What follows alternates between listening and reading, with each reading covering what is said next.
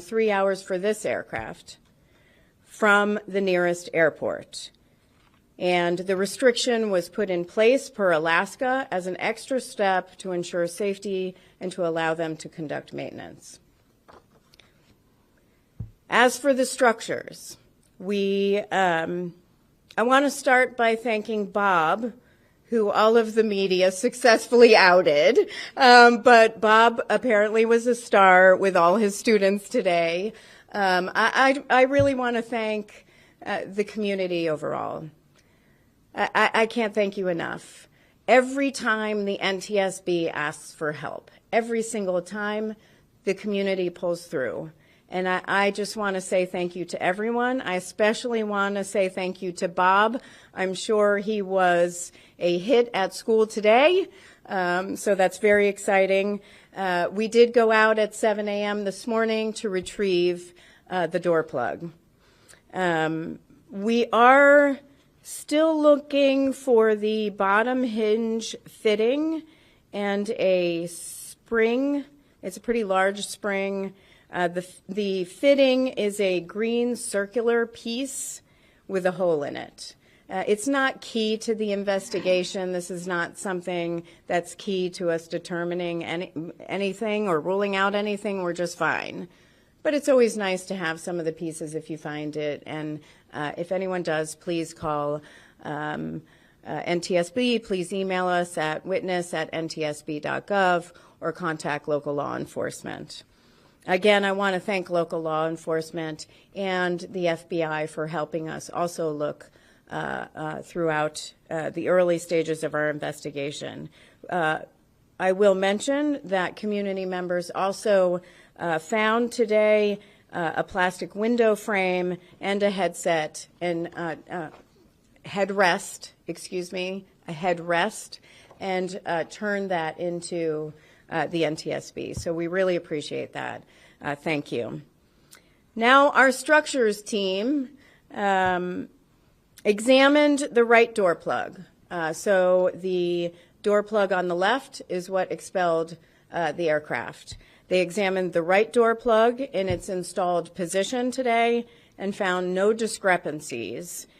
Everything was in place. Now, again, they examined it in the installed position. At some point, they may look at it in the position where you would conduct maintenance, which is 15 degrees down. That's still to come.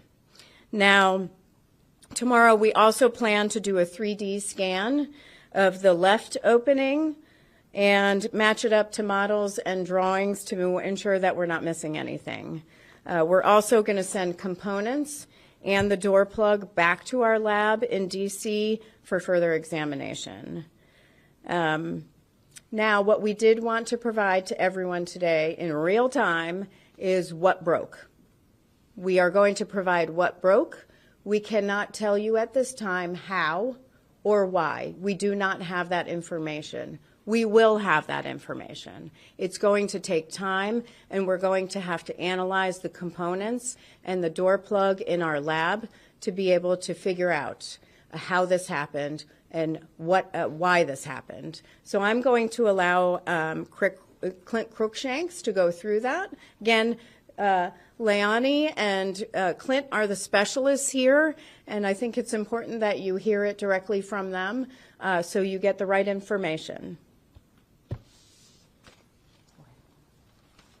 Thank you, Chair. I'd like to give another shout out to Bob. Without him, we wouldn't have this door plug and be able to examine it. So yay, Bob. As you all know, the 737-9 has the provisions for a cabin emergency exit door in the aft fuselage. However, on this particular airplane, there was no door installed in that location due to the passenger seating configuration of the airplane. Instead, there was a plug installed in that opening. That plug is retained in the opening when 12 stop pads on the door frame interface with 12 stop pins on the plug to prevent the door from blowing out of the fuselage.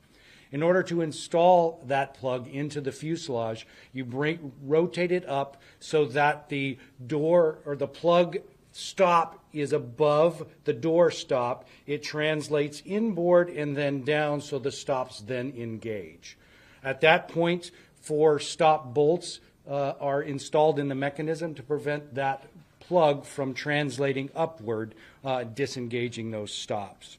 There's also a guide roller on each side, on the upper side of the plug, or on the upper side of the door frame that engages with a guide fitting on the plug to establish the location in the opening.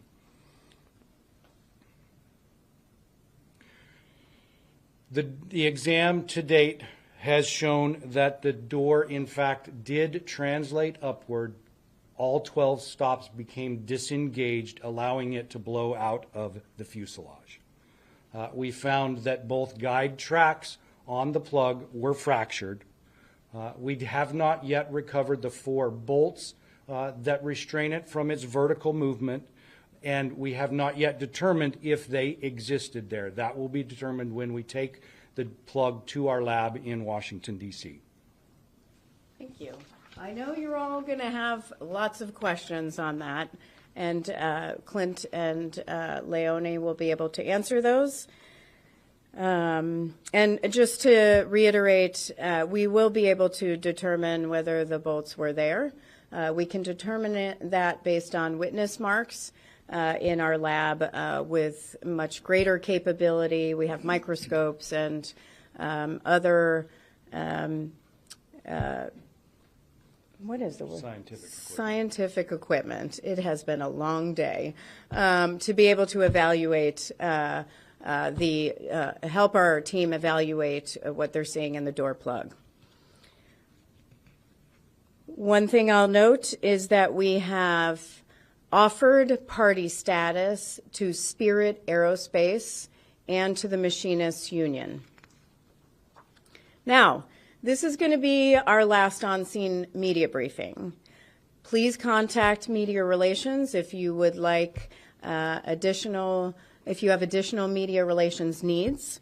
Also, please monitor our website at ntsb.gov. I want to take a few moments, though, and say thank you. Again, I want to say thank you to the community. What an outpouring of support. Incredible. Thank you. We could not do what we do without you. I also want to thank the media. I am very appreciative of everything you do. I believe you play a significant role in improving safety and holding the NTSB and every other federal, state, and local agency accountable for ensuring the safety of others. So thank you for everything you do. Keep it up. I also want to thank our parties. The parties to our investigation help provide the factual information. They are the ones who give us that technical information that allow us to ask all the great questions and dig into the issues. But then we move away from the parties at some point and we do our own analysis without the parties, and we develop our own findings, probable cause, and safety recommendations that we hope will get implemented. And we are not shy, I am not shy, about pushing for implementation, because without those changes, there really is no safety improvement. So that's why we push so hard. Finally, I am very proud of the NTSB team. We always are. I would like to thank the following team members: Adam Hooray, Andrew Buckland, Clint Crookshanks, Dewan Civilian, Eric Weiss, James Anderson, Jen Gabris, John Lovell, Leonie Benitez Cardona, Marvin France, Matt Fox, Rolando Garcia, Star Bloom, Stephen Stadius, and Zoe Kelleher. I don't know that a lot of people realize, but our agency, we handle all modes of transportation. We have only 437 employees. They are incredible, and we are proud of them every single day. We're a small agency, but we have a really big voice, and we use it to save lives and prevent future tragedies. So with that, we're going to take questions one at a time. I also saw Chris over here jotting down everyone's name. Do not call them. So one at a time, name and affiliation, even though I know most of you now. But go ahead and Chris, and then we'll come over here. Chris Van Cleve, CBS News. I'm curious, as we're hearing reports now of both Alaska and United finding loose bolts, and it sounds like you're saying you're not even clear if there were bolts at all in this door. Does the MAX need to be looked at more closely? Well, first of all, we're really focused on this aircraft. However, we are not shy about going broader than just this aircraft. We need to first and foremost figure out what happened here on this aircraft. If we have a bigger system-wide or fleet issue, we will issue an urgent safety recommendation to push for change. With that said, we are aware of the reports that are coming back from the inspections from United and Alaska and Boeing. Our team is collecting that information, and there will be some follow-up from the inspections. But right now, we're focused on this one, but we can go broader at any time. We don't have to finish the investigation to issue an urgent safety recommendation. We can do that anytime, and we have done that for entire fleets before. With quick follow-up, if you don't know if there were... You broke my one-question rule, but I will allow that. One question too far. If you don't know if there were bolts, and then both airlines are finding bolts that weren't tightened, if you can't trust the manufacturer to tighten those bolts, can you trust them to tighten all the other bolts in the airplane? Right now, we are focused on the evidence. The evidence tells a story. The components on this door plug tell a story. We have to follow the evidence and see where it takes us before we jump to any sort of conclusions. We cannot speculate. We never jump to conclusions, but we don't speculate. We deal only with facts, and we're going to have to look at this aircraft. But again, we will go broader if we need to. Can you please explain again what exactly broke? Clint did a good job, maybe in more plain English, less technical, for those of us who aren't airplane experts. Just explain that, the interaction of the stop plugs and the locks and the bolts. Can you just explain that? Yeah, and I'm going to ask Clint to correct me at any point. There are two hinges on the bottom. Those hinges, and there are two roller fitting guides, roller guides. The purpose of the hinges and those guides are to get the door onto the aircraft and to allow it to move outward for maintenance, that outward for 15 degrees. It is the two guides on the top that broke.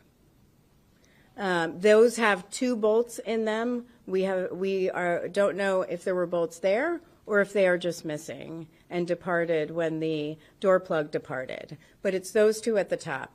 The bottom hinges were also missing those bolts. So we can't make we don't know if they were there or if, again, they came out during the violent explosive decompression event. And are those rollers a part of the door or on the actual fuselage? It's on the door plug. They're on the, nope, I'm going to just turn it over at this point. Move on. So the guide rollers are installed on the fuselage. The guide roller tracks are installed on the plug. We found the guide roller tracks were fractured. So if you imagine these six stop fittings, there's 6 on each side, so it's 12 stop fittings. The purpose of those stop fittings are to prevent the door from being expelled from the aircraft, because there's a lot of pressure inside the aircraft. The pressure outside the aircraft is low. It's higher inside the aircraft. So there's a force pushing outward. So you need something that holds it in place. These 6 stop fittings, there's 6 of them on the door plug and 6 of them on the frame, the door frame.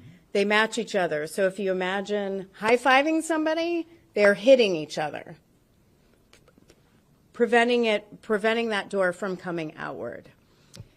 In order to put the door in place, if you put it just right in place, it would hit those stop fittings. You couldn't get it in place. So what you have to do, it has to go upwards, go on the hinge, and then go in.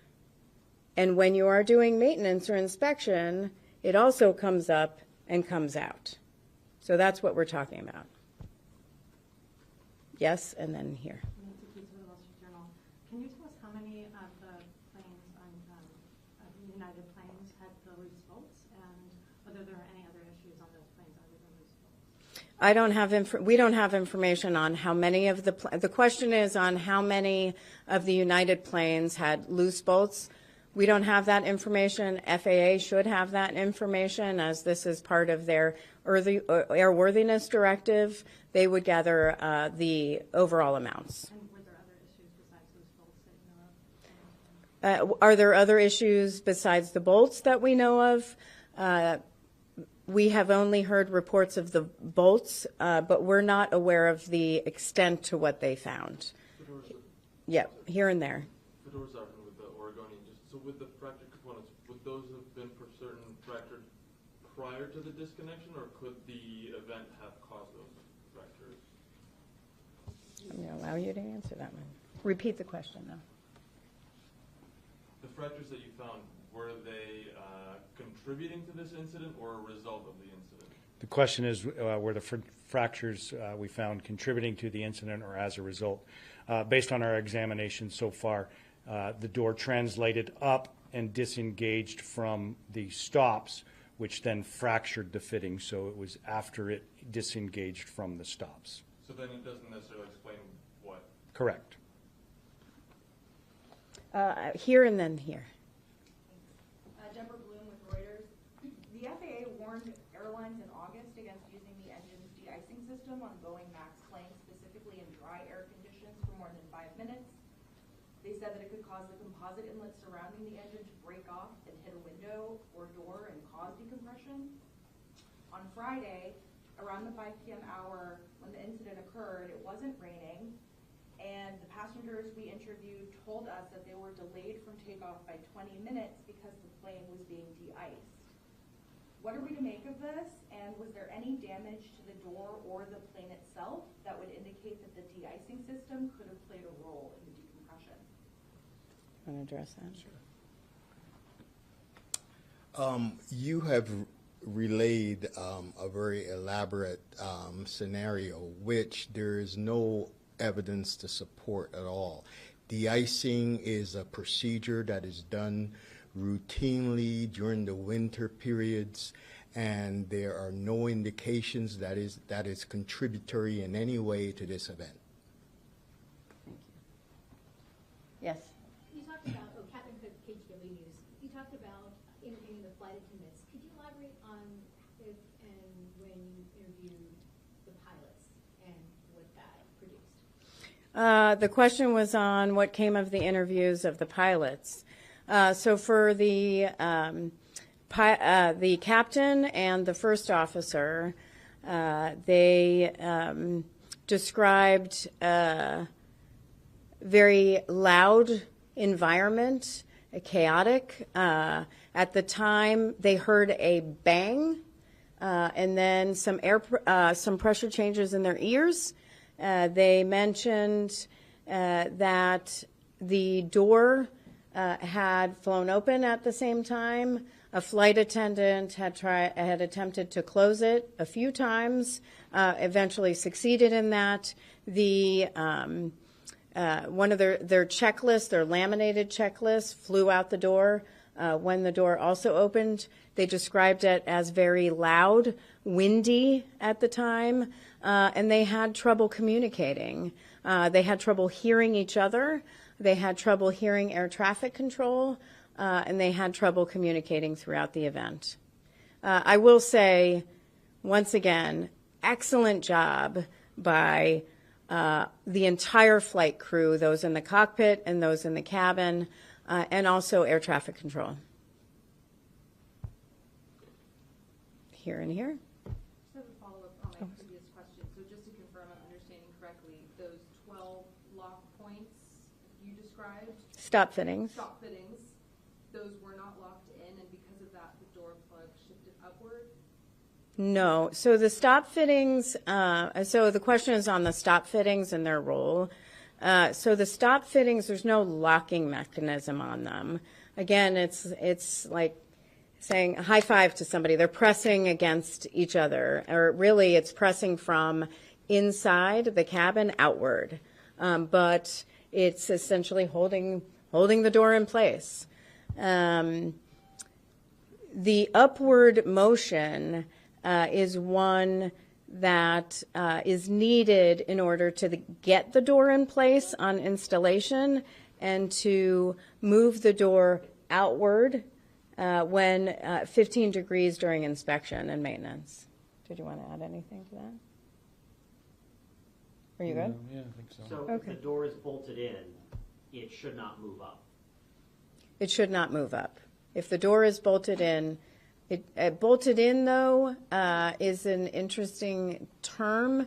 The roller guides and the bolts on the bottom for the hinges they're not for, essentially holding the door in. They are designed for maintenance and for installing the door. It's the stop fittings that are designed to keep the door in place. So the bolts don't keep the door in place? No. Then what is the significance of it if they're missing? The 4 bolts in the mechanisms prevent the door from translating upwards. So if the bolts are there, the door doesn't move up, which means it doesn't fly off. Yes, by design, if the bolts are there, it prevents the door from translating upwards and disengaging from the stop fittings And flying off the plane. and flying off the plane. Okay.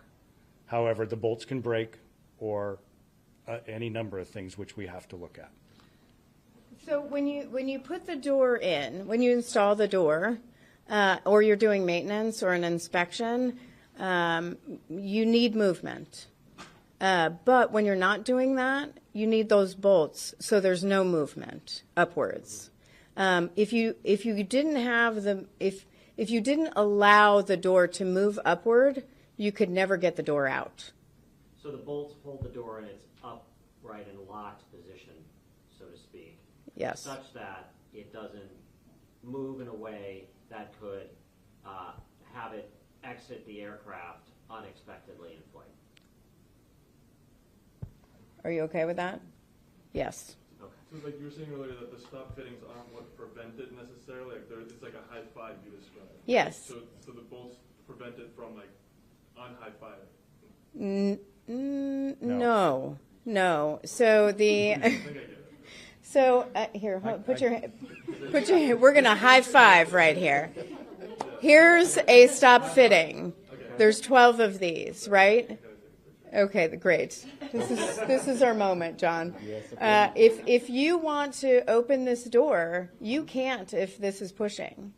So if you want to install the door, or if you want to do maintenance and rotate it outward, or push it outward, you can't do it in this position. You have to come up and then bypass those stop fittings in order to come down. Understood? Okay. We did have a question. Here and then there. Sorry. Go ahead. Kyra Buckley, Oregon Public Broadcasting, NPR. I'm wondering about the door plug that you guys found here in the Portland area, and you're sending it back to Washington, D.C. I'm wondering how it's getting sent back to D.C. to kind of preserve, so you guys can look at it? And then also about how long do you expect the investigation into the why and how should take? I'm going to ask Clint to address that. So the plug will be crated and shipped along with some other parts that we are retrieving from the airplane to our lab in Washington, D.C., and we will set up a time to look at those parts that is convenient for our staff and for the parties to the investigation. Shipped by plane? Don't know. Okay. Probably too large to go by plane, but don't know yet. And any idea how long the investigation might take? Our investigations can take anywhere from a year to 18 months. Now over here. Claire Michael, ABC. Wondering if with the more widespread bolt issue that we're seeing, is there any indication how those bolts are coming loose, if it's engineering or torque or something else? And how can we be sure that they won't come loose again when those planes are cleared to go back in the sky? The question is on the bolts and some of the reports from United and Alaska and Boeing of loose bolts and the extent of that and how you can be assured going forward that that won't expand or happen again.